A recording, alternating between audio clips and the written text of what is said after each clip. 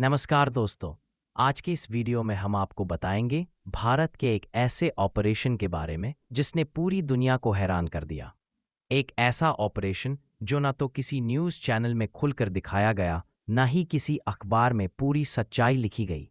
इसका नाम था ऑपरेशन महादेव। एक ऐसा मिशन जिसने पहलगाम आतंकी हमले का बदला 96 दिनों में पूरा किया। 12 जुलाई 2025 जम्मू कश्मीर का खूबसूरत इलाका पहलगाम, जहां हर साल हजारों श्रद्धालु अमरनाथ यात्रा के लिए निकलते हैं। लेकिन इस बार कुछ ऐसा हुआ जिसने पूरे देश को झकझोर दिया। सुबह के करीब 8 बजे आतंकियों ने यात्रियों के काफिले पर हमला कर दिया।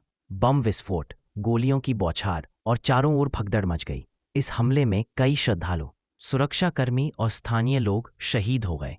पूरा देश गुस्से में था। टीवी चैनलों पर लगातार एक ही सवाल गूंज रहा था, कब तक भारत यूं चुप रहेगा। हमले के तुरंत बाद दिल्ली में उच्च स्तरीय बैठक हुई। प्रधानमंत्री, रॉ, एनएसए, एनएसजी और सेना के प्रमुख एक कमरे में बैठे। फैसला साफ था, इस बार जवाब चाहिए, वो भी ऐसा कि दुश्मन याद रखे। यही जन्म हुआ ऑपरेशन महादेव का। एक ऐसा मिशन जिसमें न कोई घोषणा थी, न कोई चेतावनी, बस एक वादा, हर शहीद का बदला। महादेव नाम इसलिए चुना गया क्योंकि यह ऑपरेशन शिव की तरह शांत लेकिन विनाशकारी था। जैसे भगवान शिव क्रोध में काल रूप धारण करते हैं, वैसे ही भारतीय सेना ने ये रूप धारण किया। मिशन का मकसद था: 1. पहलगाम हमले के मास्टरमाइंड को खत्म करना। 2. पाकिस्तान में बैठे आतंकियों के कैंप नष्ट करना। 3. बिना कोई सबूत छोड़े आतंकियों को उनके ही ठिकानों में मिटा देना। रॉ के एजेंट पाकिस्तान और पीओके, पाक अधिकृत कश्मीर में गहराई तक घुस चुके थे। उन्हें पता चला कि इस हमले की योजना लश्कर-ए-तैयबा और जैश-ए-मोहम्मद ने मिलकर बनाई थी। मुख्य साजिशकर्ता था अबू हमजा, जो पहले भी कई बार भारत में हमले कर चुका था। भारत ने एक गुप्त टीम तैयार की, ब्लैक ओमेगा यूनिट। इनका काम था आतंकियों को एक-एक करके मिटाना, बिना किसी शोर के, बिना किसी निशान के। 36 जुलाई 2025 पीओके के कोटली सेक्टर में एक ट्रक अचानक धमाके से उड़ गया। उसमें बैठे थे लश्कर के 3 टॉप कमांडर। पाकिस्तानी मीडिया ने कहा गैस सिलेंडर ब्लास्ट, लेकिन असलियत कुछ और थी। वो ऑपरेशन महादेव का पहला कदम था। अगले ही हफ्ते बालाकोट में रात के अंधेरे में एक ड्रोन ने मिसाइल दागी। वो मिसाइल सीधे जाकर गिरी आतंकियों के ट्रेनिंग कैंप पर। धमाका इतना तेज था कि कई किलोमीटर दूर तक गूंज सुनाई दी।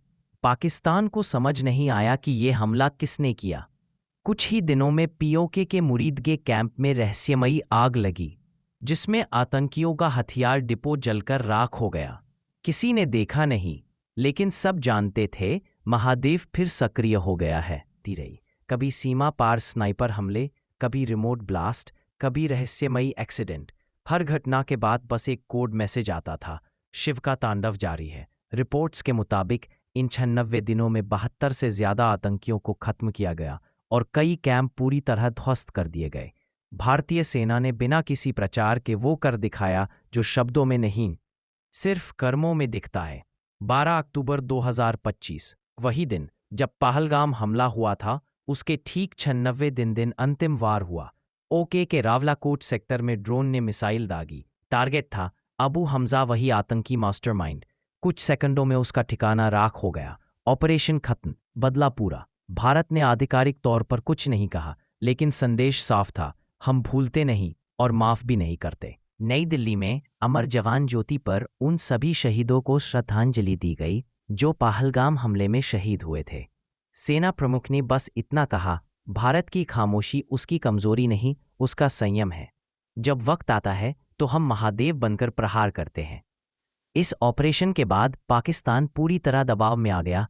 कई आतंकवादी संगठनों ने अपने कैंप बंद कर दिए। अंतर्राष्ट्रीय मीडिया ने इसे इंडिया साइलेंट स्ट्राइक कहा। दुनिया ने देख लिया कि भारत जब ठान लेता है तो कोई भी ताकत उसे रोक नहीं सकती। दोस्तों, ऑपरेशन महादेव सिर्फ एक बदले की कहानी नहीं, बल्कि एक संदेश है कि भारत किसी पर वार नहीं करता, लेकिन अगर कोई हमारी तरफ नजर उठाए तो हम उसे मिटा देते हैं। शहीद